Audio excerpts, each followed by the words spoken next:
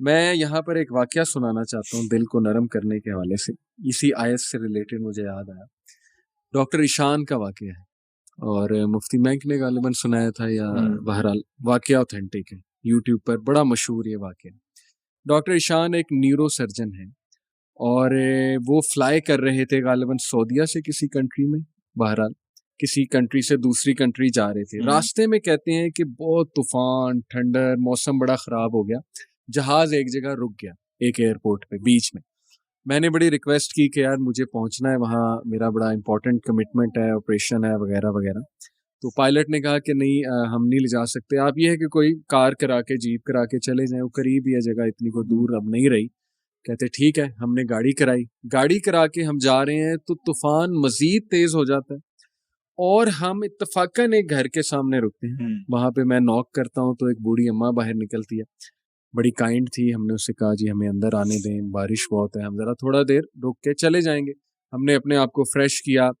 دیکھتے کیا ہیں کہ ایک بچہ زمین پر لیٹا ہوا ہے گدے پر, اور وہ بوڑھی اماں بار بار اس کے سر کو دبا رہی ہے اور بڑا پریشان ہے اس کے بارے میں. کہتے میں نے پوچھا کہ کیا مسئلہ ہے اس بچے کو, تو انہوں نے کہا کہ اس کا کوئی برین کا مسئلہ ہے یا ایسی کوئی پرابلم ہے جو بہت مشکل ہے یہاں کے ڈاکٹرز کے لیے. تو انہوں نے کہا مجھے بتائیں, میں بھی ڈاکٹر ہوں, میرے بڑے واقفیت ہے. تو بوڑھی عورت نے کہا کہ ہاں ہمیں ڈاکٹرز نے ایک بڑے مشہور ڈاکٹر کا نام بتایا, تو لیکن یہ کہ نہ میرے پاس ریسورسز ہیں, نہ میں کوئی مطلب کانٹیکٹ کر سکتی ہوں اس سے. یہ بچہ یتیم بھی ہے, میں اس کی دادی ہوں, اس کی ٹیک کیئر کر رہی ہوں. اس نے کہا مجھے بتائیں, میں اس ڈاکٹر کا پتہ کروں گا. You have been so kind to me. She said کہ ڈاکٹر ایشان. اللہ اکبر. وہ کہتے ہیں کہ اسی وقت مجھے رونا آ گیا. اور انہوں نے کہا کہ آپ کیا مطلب کر رہی تھی, آپ اللہ سے دعائیں کر رہی تھی, کیا تھا ایسا کہ اللہ مجھے یہاں پر لے آیا؟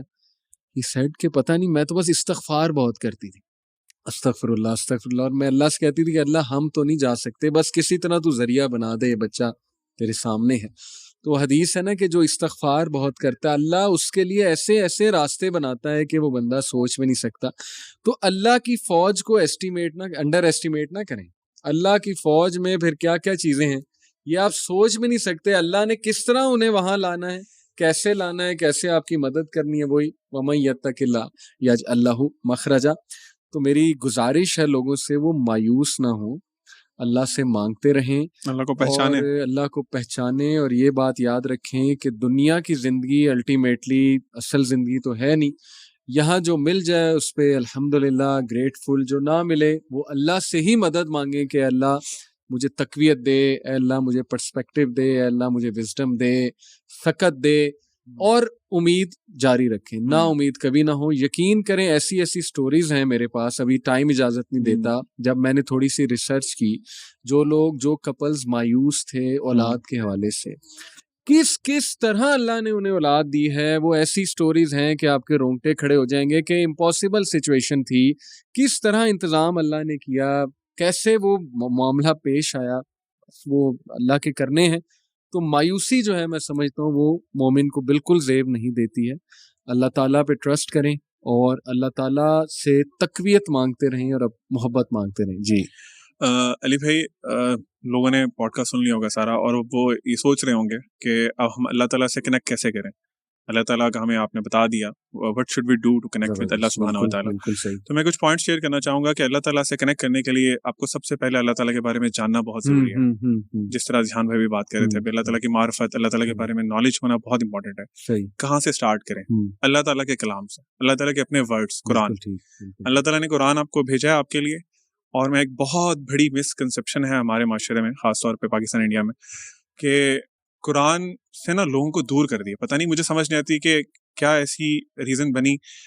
لوگوں کو کہا گیا ہے جی, چونکہ ہم لوگ اجمی لوگ ہیں, عربک نہیں آتی ہم لوگوں کو بائی ڈیفالٹ, تو ہمیں کہا گیا جی قرآن جو ہے نا وہ آپ تو پڑھ ہی نہیں سکتے, آپ کا تو مطلب وہ لیول ہی نہیں ہے, آپ کو پہلے فلاں کچھ کرنا پڑے گا. بہت سے لوگ ایسی باتیں کرتے ہیں, اور اللہ معاف کرے کچھ کائنڈ آف ریلیجیس لوگ بھی اس طرح کی باتیں کرتے ہیں.